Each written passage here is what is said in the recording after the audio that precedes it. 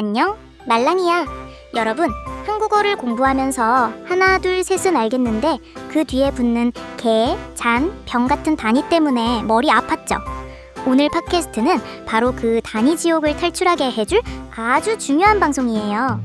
연우와 지안이 10가지가 넘는 헷갈리는 단위를 퀴즈로 풀면서 확실하게 정리해줬어요. 특히 이 두 가지는 꼭 기억하세요. 빵 한 조각과 빵 한 개의 미묘한 차이. 잘못 주문하면 식빵 한 덩어리를 받을 수도 있어요. 사람을 셀 때 세 명과 세 분 중 언제 어떤 걸 써야 진짜 공손하게 들리는지. 오늘 방송을 들으면 이제 카페나 식당에서 하나 주세요 대신 커피 한 잔 주세요, 맥주 한 병 주세요 라고 네이티브처럼 자신있게 말할 수 있게 돼요. 여러분의 한국어 실력이 한 단계 더 업그레이드 될 거예요. 자, 그럼 연우와 지안의 재미있는 단위 퀴즈 속으로 지금 바로 시작해요. 같이 들어요. 여러분 안녕하세요. 한국어 학습 리스너 여러분을 위한 팟캐스트. 오늘은 연우와 지안이 함께합니다. 안녕하세요. 지안입니다.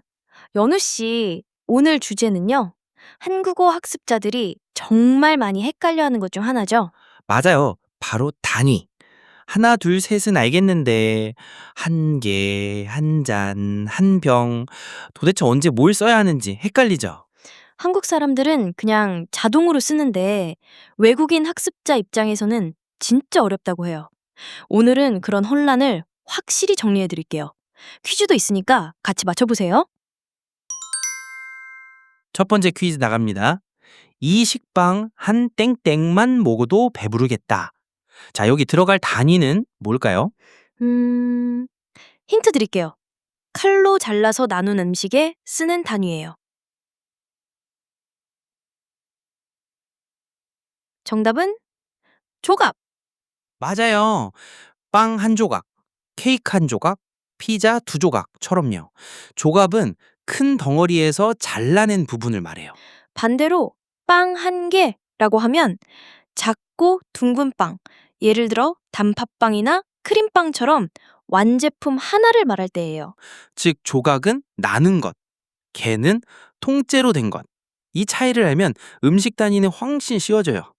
이거 헷갈리면 빵 하나 주세요 했다가 식빵 한 덩어리를 통째로 받을 수도 있어요. 그니까요.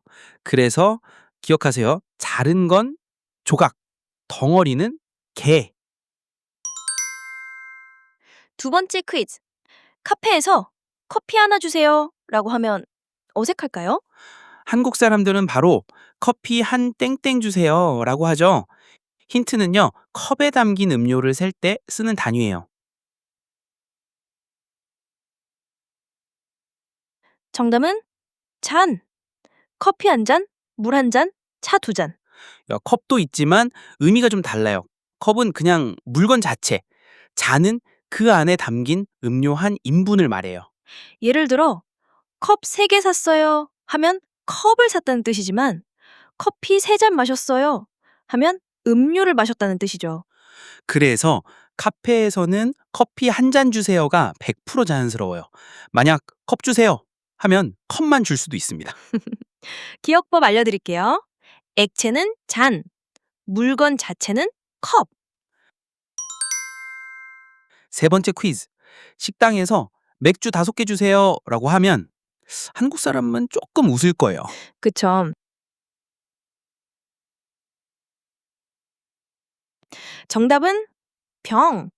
맥주 한 병, 소주 2병. 유리병에 담긴 액체를 살 때 쓰죠. 그런데 병뿐만 아니라 캔이난 잔도 쓸 수 있어요. 용기 형태에 따라 달라집니다. 맞아요. 식당에서는 보통 병 단위, 편의점에서는 캔 단위, 바에서는 잔 단위로 말하죠. 이건 진짜 문화적인 차이예요. 한국에서는 맥주 한 병 주세요가 가장 일반적이지만 미국에서는 one beer please라고만 해도 충분하거든요. 그래서 한국에서는 병을 꼭 붙여야 자연스럽고 정확합니다. 5개 주세요 하면 맥주잔 5개? 하고 헷갈릴 수 있어요. 다음 퀴즈입니다. 사람을 셀 때의 단위는 뭘까요? 정답은 두 가지죠. 명과 분. 예문으로 들어볼게요. 저희 3명인데 자리 있나요? 네, 세 분이시군요. 이쪽으로 오세요. 이 차이 정말 중요해요. 명은 일반적인 말, 분은 높임말이에요. 그래서 친구나 가족끼리는 3명, 손님이나 어른에게는 3분이라고 해요. 식당 알바할 때 이거 모르면 바로 티나요. 몇 명이세요는 괜찮은데 몇 분이세요가 훨씬 공손해요. 기억법. 친구는 명, 손님은 분. 5번째 퀴즈. 고양이 두 땡땡을 키워요. 정답은 강아지 1마리, 고양이 2마리, 닭 3마리. 사람은 명, 동물은 마리. 간단하지만 실수하는 분들 많아요. 특히 펫숍에서 강아지 2명이요 라고 하면 귀엽긴 하지만 틀린 말이에요. 그렇죠. 명은 인간 중심 단위니까요. 마리는 동물, 곤충, 물고기 다 가능해요. 6번째 퀴즈. 운동화 한 땡땡 사야겠다.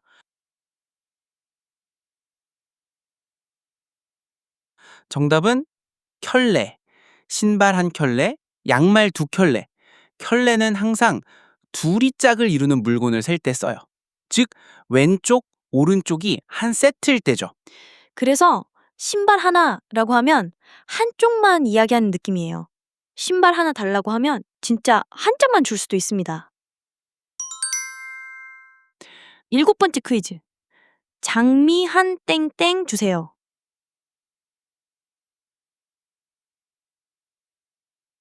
정답은 송이.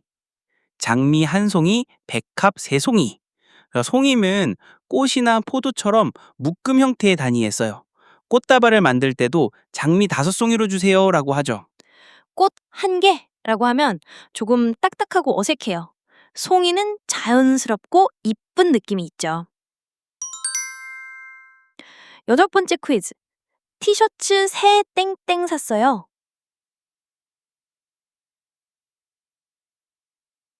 정답은 벌. 옷 한 벌, 양복 2벌. 상의, 하의가 한 세트일 때도 벌을 써요.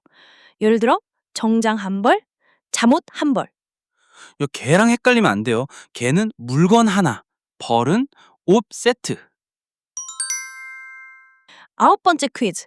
한국어 교재 5땡땡 샀어요. 정답은 권.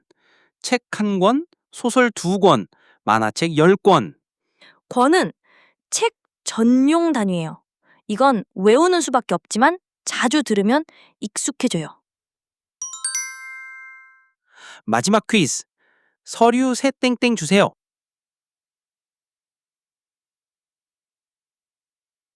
정답은 장. 종이 1장, 티켓 3장. 납작하고 얇은 물건에 쓰는 단위죠. 장은 정말 자주 써요. 프린터 할 때도 2장 뽑았어요 라고 하죠. 오늘 배운 단위 다 기억나시죠? 조각, 개, 잔, 병, 명, 분, 마리, 켤레, 송이, 벌, 권, 장. 단위는 외워서 쓰기보다 이미지로 느끼는 게 중요해요. 자른 건가, 한 세트인가, 담긴 건가 이렇게 생각하면 훨씬 자연스러워져요. 다음에 카페나 식당에서 주문할 때 하나 주세요 대신 한 잔 주세요, 한 병 주세요 해보세요. 진짜 네이티브처럼 들릴 거예요. 오늘도 리스너 여러분의 한국어 실력이 한 단계 업그레이드 되길 바랍니다. 지금까지 연우와 지안이었습니다. 다음 시간에 또 만나요. 안녕. 안녕.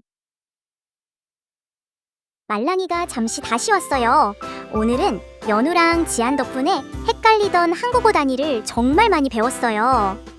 우리 구독자분들이 머릿속에 꼭 저장해야 할 핵심 내용만 말랑이가 콕콕 집어 다시 정리해줄게요.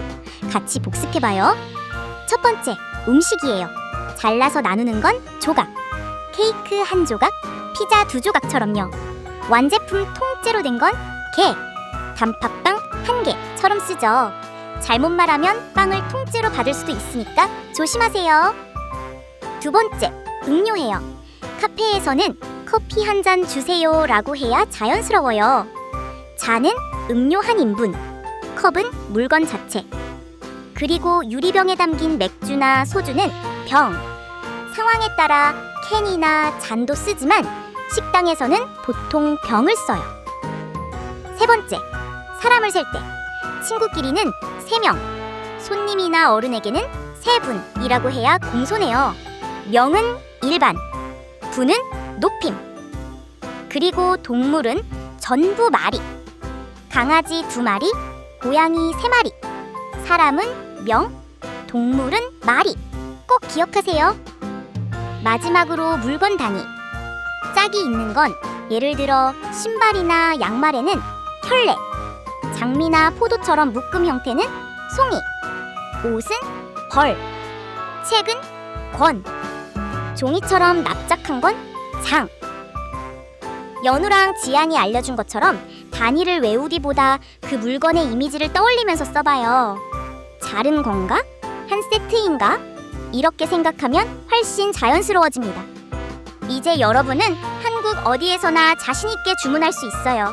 말랑이는 언제나 여러분의 한국어 공부를 응원해요. 안녕! 이번 팟캐스트에서 사용된 한국어 단어들을 복습해 봅시다. 이 단어들을 외우고 다시 팟캐스트를 들으시면 이해력이 훨씬 높아질 거예요.